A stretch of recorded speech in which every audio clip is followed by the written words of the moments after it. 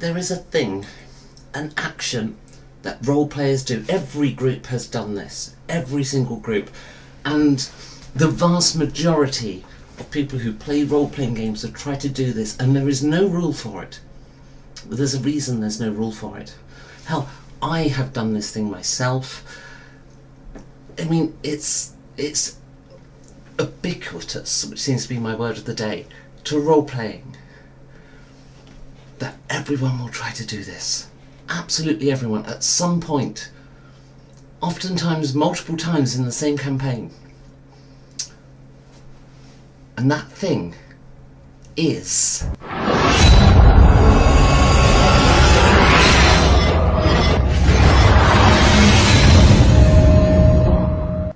I climb onto the back of the dragon and stab it in the neck. Yes, climbing up large creatures, whether it's a dragon or an embodiment of Cthulhu or a kraken. Everyone at some point has tried to climb up, well, almost everyone, but certainly every group has had somebody try to climb up onto the large creature in order to coup de grace it, to get that kill shot that can't be resisted, to hit that critical location. And yet there's no game that's got a rule for it, and the reason I think is very simple. This could be a really short rant. The reason is quite simple, and I think it's best explained if we imagine the perfect embodiment of yourself, you at your most fittest and pristine you could have been, if you had worked out more and stuff in your 20s when your body was at your prime. So there you are, the best physical specimen version of you that there could ever have been in all of the different multiverses, if you believe in them. You in Kevlar armor and a helmet and a big knife,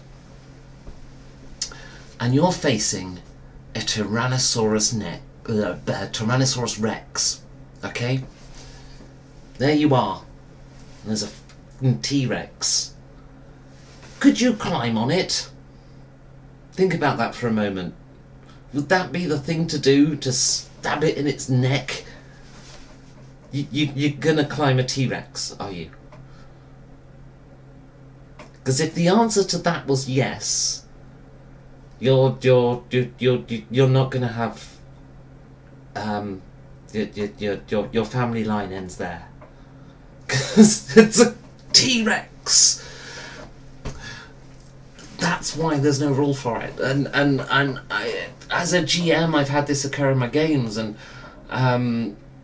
in the old days I used to allow, make a climb roll and stuff, and these days I've had discussions with players where they want to do this thing, and I'm like, it's a dragon, or it's a gigantic skeleton, it's moving, it's writhing, you try and climb it, it will kick you off, or smash you into a wall. It has lips, it's aware of you, and even if it's not aware, it's going to be aware of you. Once you start climbing it, it'll feel you, it knows you're there,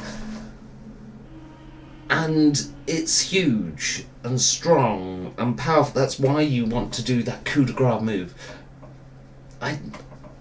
Should we as a GM allow this move, this climbing up and coup de gracing, this bypassing of the hit points? I think I'm on the side of no. That's insane. It also makes very scary monsters not scary. They're meant to be scary. That's the point of them. They're meant to have a lot of hit points to be genuinely terrifying to fight. Otherwise, they would be human-sized Denizian zombies or whatever. They're meant to be colossal engines of death. So, yeah, quick rant. That's kind of all I got to say on the topic. What do you think, though? I mean, am I the only one here that thinks it's nuts? And yeah, everyone does it. I've done it. Don't think I should have done it. I think if I'd actually put myself in that situation and I'd gone and done that, I think the GM should have killed me, frankly. I